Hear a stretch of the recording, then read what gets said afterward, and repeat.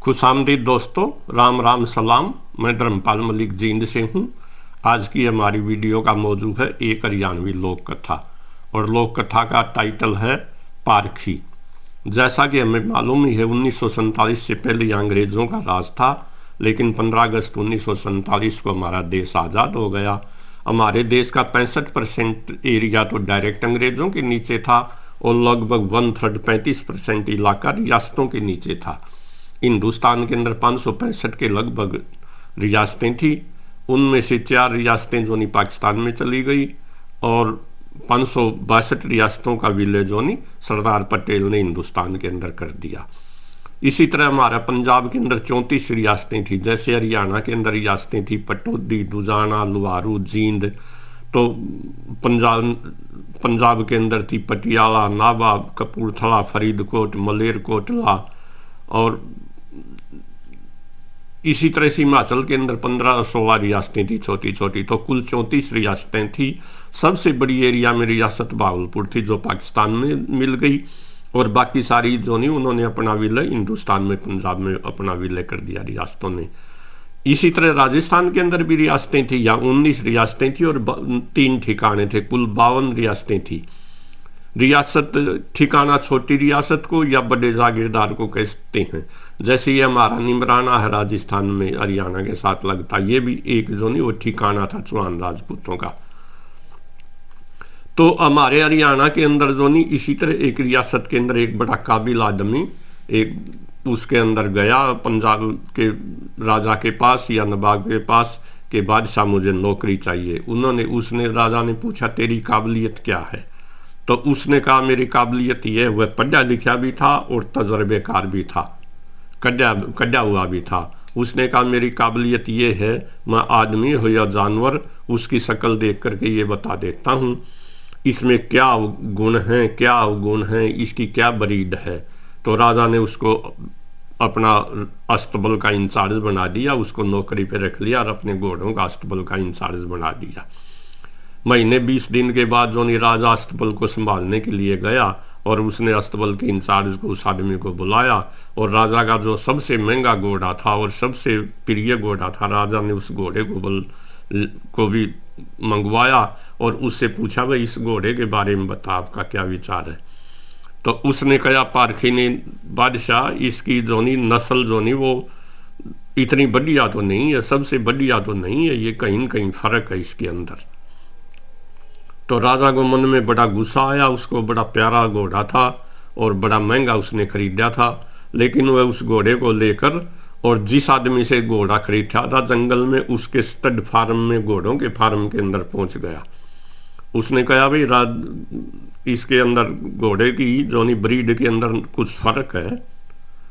तो उसने जंगल के राजा ने जो सच सच बता दिया राजा के डर से कि बादशाह इसकी नस्ल तो बढ़िया है, इसके माँ बाप भी अच्छी नस्ल के थे, लेकिन पैदा होते ही इसकी माँ मर गई, इसलिए इसे गाय का दूध पिलाया गया और ये गायों के अंदर पला बढ़ा हुआ है, और जो इसकी खान पान के अंदर फर्क रह गया।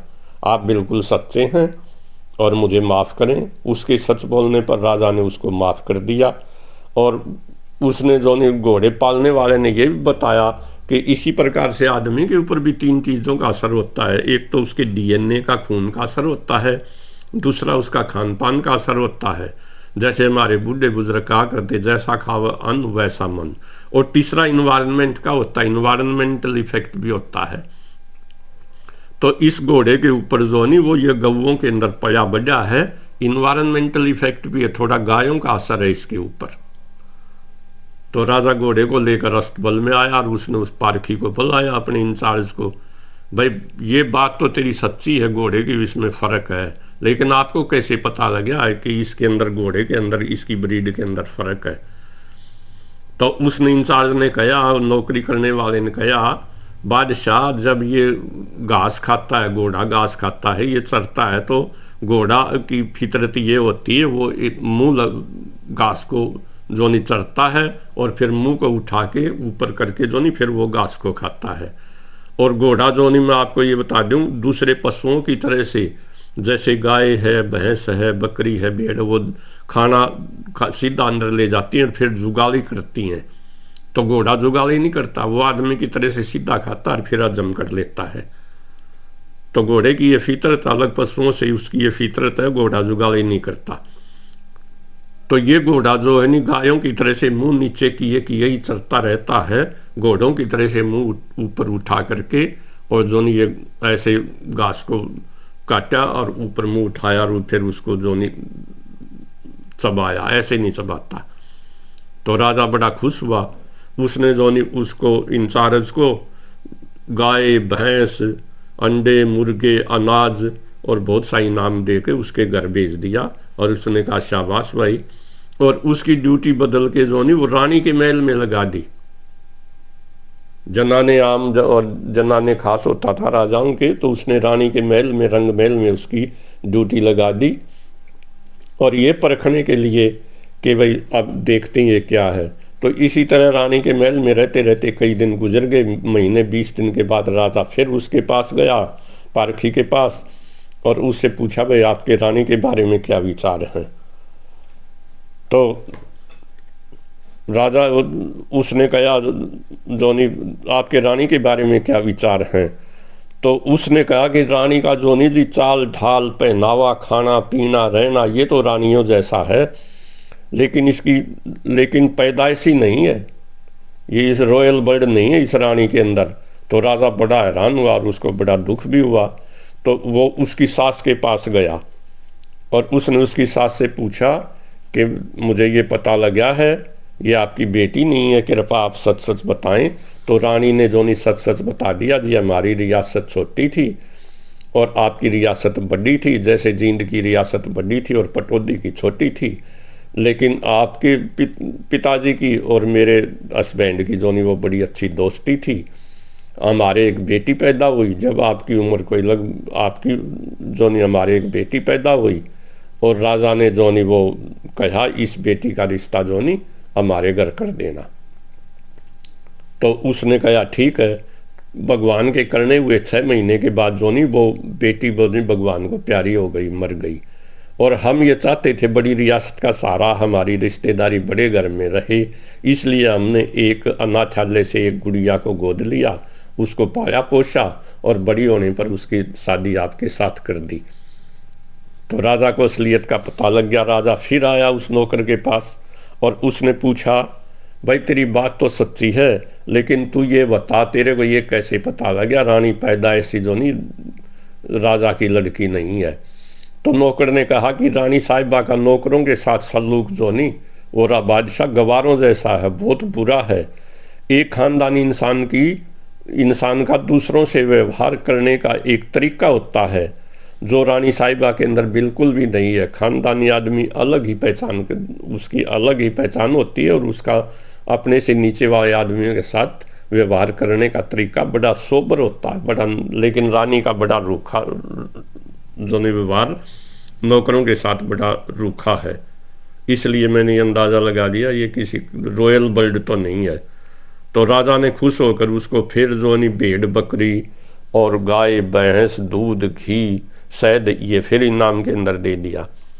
तो राजा ने फिर उसकी ड्यूटी जो है नी वो अपने खुद के दरबार के अंदर लगा ली, भाई इसको मंत्री बनाएंगे। इसी तरह फिर महीना 20 दिन गुजर गया और राजा ने पूछा उससे अब ये बता भाई मेरे बारे में तेरे क्या विचार हैं। तो नौकर कहने लगा नहीं बादशाह, मैं आपका अन्न पानी खाया है और आप मुझे कृपा माफ़ करें, मैं नहीं बता सकता। जब राजा ने दबाव डाला तो नौकर ने कहा मैं आपको बता तो दूंगा, लेकिन एक शर्त है, आप वचन भरो आप मेरे को फांसी पर नहीं लटकाओगे, मेरी जान को नहीं लोगे, मेरी जान का जोखिम हो जाएगा, मैं सच बता दूंगा। तो राजा ने वचन भर लिए कि मैं तेरे को कुछ नहीं कहूँगा, सच सच बता। तो नौकर ने कहा रॉयल बर्ड तेरा भी नहीं है, तो भी किसी राजा का बेटा नहीं है। राजा को बड़ा गुस्सा आया, लेकिन वो वचनों के अंदर बंधा हुआ था। वो तलवार लेकर के अपनी माँ के पास गया, रानी के पास। उसने कहा माँ मुझे ये बताओ मैं किसका बेटा हूँ, सच सच बताना, वरना ये देखो तलवार है और मैं राजा हूँ। तो रानी ने कहा बेटा हमारे कोई संतान नहीं थी, इसलिए हमने जो है नी एक गडरिये से उसका बेटा जो ने गोद ले लिया। हमने आपका पालन पोषण किया ताकि दरबार को जो राज को एक उत्तराधिकारी मिल जाए, और आपका पालन पोषण किया, और आप एक बड़े राजा भी बन गए, और प्रजा को भी राजा मिल गया, हमें भी बेटा मिल गया। तो इसलिए आप एक चरवाहे के बेटे, हमने एक चरवाहे से गोद लिया था। राजा फिर वापस दरबार में आया और फिर नौकर को बुलाया। उसने पूछा, ये बात तो सच है कि मैं एक चरवाहे का बेटा हूँ, लेकिन तुझे ये बात सच है जो तू कह रहा था मैं राजा का बेटा नहीं हूँ, लेकिन ये बता तुझे कैसे पता लगा मैं रॉयल बर्ड नहीं हूँ? तो नौकर ने कहा, महाराज जब राजा महाराजा इनाम देते हैं तो वो हीरे जवाहरात, सोना चांदी, मोहरें, असरफियाँ वो इनाम दिया करते हैं। आपने मेरे को जब भी इनाम दिया, गाय, भैंस, बैल, भेड़, बकरी, घी, दूध, शहद, अंडे, मुर्गे, ये इनाम दिया। ये व्यवहार एक चरवाहे का हो सकता है, इसलिए मैंने अंदाज़ा लगा लिया ये रॉयल बर्ड नहीं है, ये एक चरवाहे का बेटा है। तो राजा ने चलो उसको मंत्री रख लिया, उसको माफ़ भी कर दिया। कहानी का मोरल ये था, किसी इंसान के पास कितना ही धन दौलत, सुख समृद्धि और रुतबा और इलम और ताकत बाहुबल पैदा हो जाए, ये सब बारी दिखावा है। इंसान की असलियत की पहचान उसके व्यवहार और उसकी नीयत से होती है। इसलिए आदमी का व्यवहार हमेशा जो नहीं वो अच्छा होना चाहिए। तो इससे कहानी से कई शिक्षाएं मिलती हैं। जैसे एक शिक्षा तो ये मिलती है, आदमी का व्यवहार और उसकी नीयत हमेशा अच्छी होनी चाहिए, ये उसकी पहचान है। एक शिक्षा ये भी मिलती है, आदमी पर जो नहीं उसके डीएनए का असर होता है, उसके खान पान का असर होता है, जैसे घोड़े के ऊपर असर था, और जो नहीं उसके इन्वायरमेंट का भी असर होता है। जैसे घोड़े गायों के अंदर पड़ा तो वो उसका गायों जैसा व्यवहार हो गया।